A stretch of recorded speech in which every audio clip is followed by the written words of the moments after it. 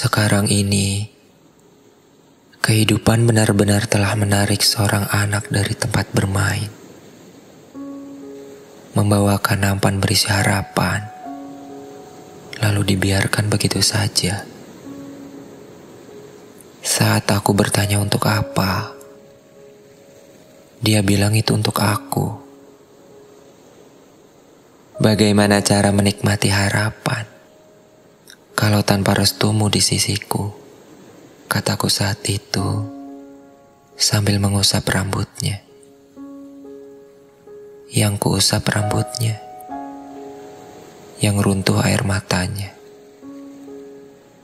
Katanya, anakku sudah bukan anak-anak.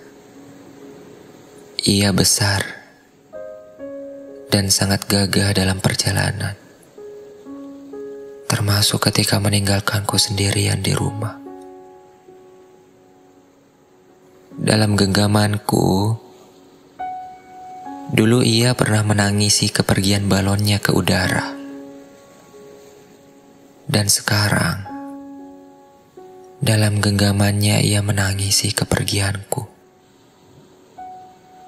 Kataku, kau harus kuat. Rumah ini masih menjadi tempat nyaman untuk pulang. Menjadi dewasa bukan alasanku untuk pergi di bawah mimpi. Dewasaku adalah tentangmu. Membuatmu tersenyum di masa senja dan duduk manis di depan teras dengan teh hangatmu. Katamu dulu, aku ini tangguh, anak kecil yang paling pintar di kelasnya, yang selalu kau lihat hasil lukisanku.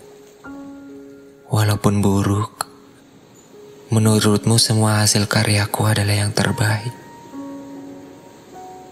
Katamu dulu, aku disuruh cepat besar. Di ceritamu, menjadi dewasa itu menyenangkan. Di saat aku bisa memilih semua yang aku sukai, saat semua orang bisa menaruh harap di aku, nyatanya aku tidak suka tumbuh menjadi besar. Di ceritaku menjadi dewasa tidak seramah di ceritamu. Dan tidak semudah itu menentukan pilihan. Karena yang aku sukai belum tentu mau untuk aku sukai. Tapi benar, perihal semua orang bisa dengan mudahnya menaruh harap di pundakku. Tolong, saya masih manusia. Harapannya diturunkan perlahan. Hanya ibuku yang berhak menaruh harap di pundakku. Dan hanya ibuku yang berhak atas aku. Karena dulu, di peluknya semua masalahku bisa hilang. Bersama tawa anak kecil ia pernah berkata, "Iya, itu anak saya yang paling lucu." Dan saat itu yang kulihat hanya senyum ibuku dari kejauhan, melambaikan tangan seperti akan kehilanganku dalam sehari. Aku pernah berjalan berdua dengannya. Tapi aku masih bingung. Kenapa saat itu tas ranselku bisa ada di pundaknya? Lalu aku sibuk berlarian tanpa kenal lelah.